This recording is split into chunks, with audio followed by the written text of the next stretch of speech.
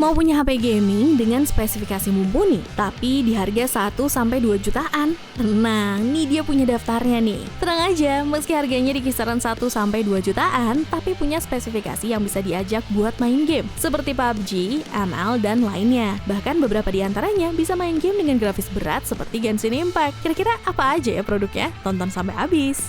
Produk pertama ada Redmi Note 11. Bukan cuma menawarkan tampilan yang menarik, Redmi Note 11 ini juga sudah dilengkapi dengan fitur tahan air IP53 yang dapat memberikan proteksi lebih. Dengan harga yang tergolong murah dan bersaing, bisa dibilang smartphone ini menawarkan sejumlah keunggulan. Sudah menggunakan chipset Qualcomm Snapdragon 680, punya RAM besar 6GB dengan memori internal 128GB, hingga memiliki konfigurasi kamera canggih dengan lensa utama beresolusi 50MP.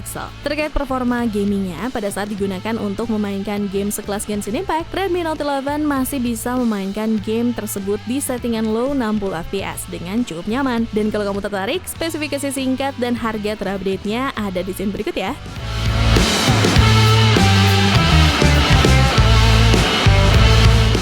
Masuk ke daftar selanjutnya menjadi penerus Redmi Note 11 yaitu Redmi Note 12. Sebagai generasi penerus dari Redmi Note 11, smartphone ini menyasar kelas mid-range dengan berbagai peningkatan dari pendahulunya, baik dari segi fitur maupun performa kinerjanya. Sebagai buktinya, Redmi Note 12 ditenagai oleh chipset Qualcomm Snapdragon 685 berfabrikasi 6 nanometer yang dipadukan dengan beberapa pilihan RAM, 4, 6, dan 8GB dengan internal memori seluas 128GB. Nah, kalau kamu ngerasa RAM 4GB masih kurang nih untuk yang versi terendahnya, pihak Xiaomi nggak lupa juga menyertakan fitur ekspansi RAM up to 5GB. Buat kamu nambahin kapasitas RAM-nya menjadi total up to 13GB. Kalau memori internalnya yang kurang, tenang bro dan besti. Redmi Note 12 ini juga punya satu slot micro SD eksternal buat kamu ekspansi penyimpanannya sampai 1TB. Untuk skor Antutunya, benchmarknya Redmi Note 12 bisa menghasilkan skor 319 ribuan. Dan buat kamu yang penasaran sama settingan gamenya, Redmi Note 12 bisa memainkan Genshin Impact di settingan low 60fps dan berjalan stabil di sekitaran 30fps. Sementara waktu dimainkan di settingan high 60fps, Redmi Note 12 hanya mampu menjalankannya di belasan fps aja. Jadi mending pakai yang low 60fps aja ya guys. Jangan dipaksa ke highest daripada meledak nanti. Kalau kamu tertarik, spesifikasi dan harga terupdate ada di scene berikut.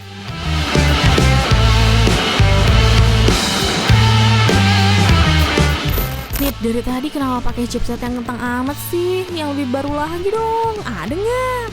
Santai Price Book Mania. Ada kok yang pakai chipset 1-2 tahun lalu, serta RAM 8GB, yaitu Poco X5 5G. Smartphone yang punya performa cukup baik dalam segi gaming ini bisa jadi pilihan kalian guys. Soalnya Bang Bewok pun juga udah buktiin performanya. Misalkan kayak ngetes Antutu dan dapetin skor 400 ribuan lebih. Buat performa gamingnya juga oke banget. Main game dari 100% baterai sampai 0% bisa 6,5 jam non-stop tanpa kendala. Mobile Legends, PUBG Mobile, Apex Legends, semuanya lancar jaya. Mungkin ini nggak terlepas dari chipsetnya yang udah pakai Qualcomm Snapdragon 695 5G ya Price Mania. Selain chipsetnya, Poco X5 5G juga dilengkapi sama layar AMOLED yang mana jadi salah satu peningkatan dari Poco X3 NFC. Untuk refresh rate-nya sih masih sama, yaitu 120Hz. Untuk ukuran layarnya 6,67 inci dengan resolusi Full HD Plus 2400x1080 pixel. Gak cuma itu aja, ada beberapa sertifikat yang sudah diberikan di layar Poco X5 ini, seperti SGS Eye Care, Display, dan Seamless Pro. Jadi mata kalian akan tetap aman walau seharian mantengin HP ini. Kalian juga nggak perlu khawatir boros baterai ketika lagi main game, soalnya udah ditanamkan baterai 5000 mAh dengan pencasan 33W fast charging yang dapat mengisi baterai dari 0-100% dalam waktu 1 jam 7 menit. Nah, buat lo yang tertarik sama Poco X5 5G ini, bisa cek harga terupdate-nya di scene berikut ini.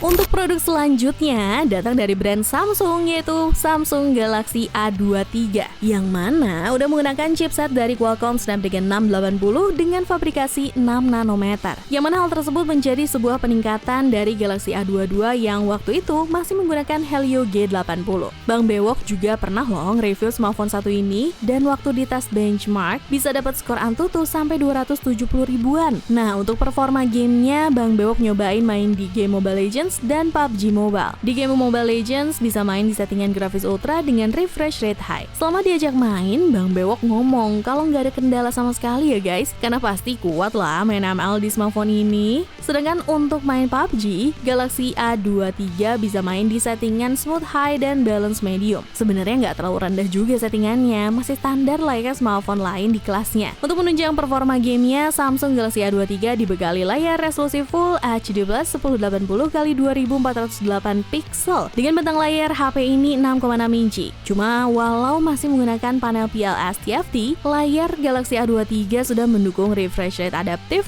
90Hz. Kemudian layar Galaxy A23 juga sudah dilapisi kaca Corning Gorilla Glass 5.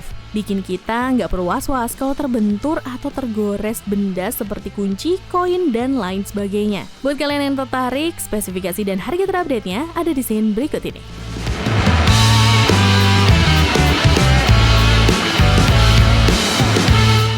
Di urutan selanjutnya, balik lagi ke Poco X3 NFC. Smartphone satu ini sudah menggunakan chipset Qualcomm Snapdragon 732G yang ditopang dengan kapasitas baterai 5160 mAh yang support fast charging 33 watt. Bang Bewok sih udah pernah gaming test smartphone ini. Dari suhu awal 29,5 derajat Celcius, Bang Bewok memainkan game mulai dari Mobile Legends, AOV, Rise of Kingdoms, PUBG, COD Mobile, sampai Genshin Impact. Di akhir pun suhu dari Poco X3 NFC juga nggak demam banget loh.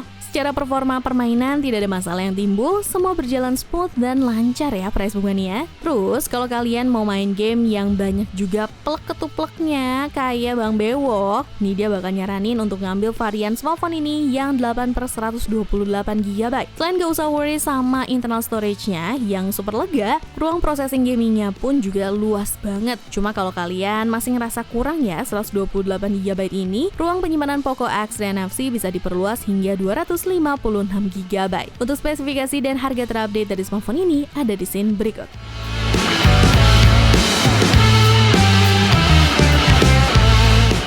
Masuk ke harga 1 jutaannya dan masih dari brand Poco, ada Poco M3. Poco Indonesia pernah mengklaim kalau smartphone ini tuh entry level killer. Ya emang sih ada beberapa hal yang sesuai dengan tagline-nya. Mulai dari baterainya yang sudah 6000 mAh, jadi mampu menyala hingga 12 jam 28 menit dengan melakukan pengecasan sebanyak 2 kali dalam sehari jika kamu aktif banget menggunakan smartphone-nya. Cuma hal yang perlu diperhatikan dari baterainya adalah support fast charging-nya yang terbilang masih cukup kecil nih, yaitu hanya 18 watt. Itu berarti untuk mengecas Poco M3 memakan waktu hingga 2,5 jam dari posisi 0% ke 100%. Untuk urusan performa, mungkin Poco M3 hanya menggunakan Qualcomm Snapdragon 662. Tapi nggak usah khawatir ya, karena dengan chipset ini, kamu masih bisa bermain PUBG Mobile dan Free Fire yang terbilang cukup smooth. Kemudian, dengan kombinasi chipset dan memori 6/128GB, bisa dapetin skor Antutu 168 ribuan poin. Nah, kalau kamu tertarik sama HP 1 jutaan Poco M3 ini, bisa nih jadi pilihannya price bukannya.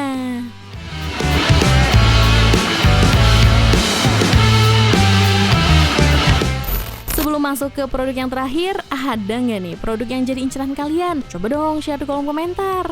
Dan masuk ke deretan yang terakhir, ada Redmi 10C. Menjadi HP gaming Snapdragon 1 jutaan, kamu masih bisa banget mempertimbangkan smartphone satu ini menggunakan chipset Snapdragon 680. Smartphone ini masih bisa untuk main game ringan. Jangan game-game seperti Genshin dan PUBG untuk main game ini ya guys. Mungkin game seperti Roblox dan ML sih masih aman untuk di smartphone sini. Terus nih, untuk baterainya yang cukup jumbo, bobotnya malah terbilang enteng banget. Dan kalau digenggam nih, terasa solid. Tapi nggak usah berharap dapat desain mewah gitu ya, karena Redmi 10C masih menggunakan material polikarbonat dengan finishing matte. Ya meskipun nggak terkesan mewah, tapi kesan simpelnya tuh dapet banget. Cuma yang perlu kamu perhatikan, kalau dengan baterai 5000 mAh tapi charging 18 watt aja, pasti akan lama banget untuk mengisi dayanya. Mungkin bisa menyentuh 2 jam untuk mengisi 0-100%. Nah, untuk spesifikasi dan harga terupdate dari smartphone ini ada di scene berikut. Sekalian ide izin pamit ya. Ciao Bella.